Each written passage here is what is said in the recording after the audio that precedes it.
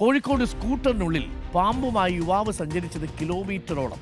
പുറമേരി സ്വദേശി അൻഫസ് ആണ് ഇന്നലെ പാമ്പ് കടി ഏൽക്കാതെ രക്ഷപ്പെട്ടത്.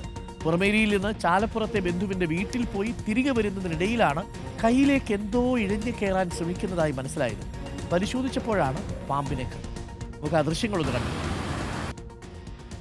ദാ വരുന്നു. ഇതെവിടുന്നാ വരുന്നതെന്ന് നോക്കിയേ. പാമ്പ് നേരെ ടയറിൻ്റെ അടിയിൽ കൂടി കയറി ഹാൻഡിലിൻ്റെ ഇടയിലുള്ള ഗ്യാപ്പിലൂടെ പൊട്ടിലൂടെ അതിനുശേഷം അവിടെയുള്ള ചെറിയ ദ്വാരത്തിലൂടെ പുറത്തേക്ക് വന്ന് കയറുകയാണ്.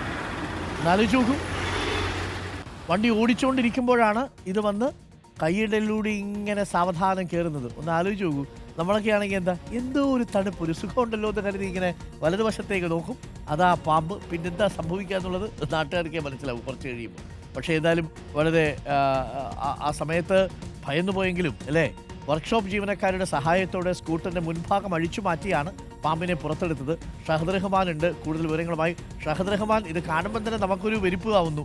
ഇങ്ങനെ വണ്ടി ഓടിച്ചുകൊണ്ട് പോകുന്നതിനിടയിലേ കയ്യിലേക്കൊക്കെ ഒരു പാമ്പ് ഇഴഞ്ഞു കയറുന്നത് കണ്ടാൽ നമ്മൾ വല്ലാതെ പാനിക്കായി പോകും. ചില ആൾക്കാരാണെങ്കിൽ ആ സമയത്ത് ഓടിച്ചുകൊണ്ടിരിക്കുന്നത് ബൈക്കാണോ സ്കൂട്ടറാണോ എന്ന് നോക്കൂല, ഇറങ്ങി എടുത്തു ചാടി ഓടാനും ശ്രമിക്കും. എന്തായാലും ഔചിത്യത്തോടു കൂടി ശ്രമിച്ചു. പാമ്പ് കടി ഏൽക്കാതെ രക്ഷപ്പെട്ടു. കിലോമീറ്ററുകളോളം ഈ പാമ്പിന് സൗജന്യ യാത്ര കൊടുക്കേണ്ടി വരുന്ന സാഹചര്യം ഉണ്ടായി. എന്താണ് സംഭവിച്ചത് Shahad Rahman? Doctor Arun, good morning. ഇന്നലെയാണ് ഈ സംഭവം നടക്കുന്നത്. അതായത് പുറമേരിയിൽ നിന്ന് കോഴിക്കോട് ചാലപ്പുറത്തേക്കുള്ള ബന്ധുവിന്റെ വീട്ടിലേക്ക് വരികയായിരുന്നു ഈ അൻഫാസ് എന്ന് പറയുന്ന യുവാവ്.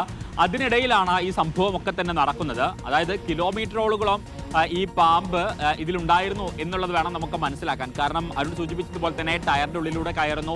പിന്നെ അത് ഏറ്റവും ഒടുവിൽ ഈ കൈ, അതായത് വണ്ടി ഓടിക്കുകയാണ്. അപ്പോൾ വണ്ടി ഓടിക്കുന്ന സമയത്ത് കൈയിൻ്റെ മുകളിലേക്ക് കയറണമെങ്കിൽ എത്രത്തോളം അത് പണിപ്പെട്ടിട്ടുണ്ടാകുമെന്ന് നമുക്ക് ആലോചിച്ചാൽ മനസ്സിലാകും.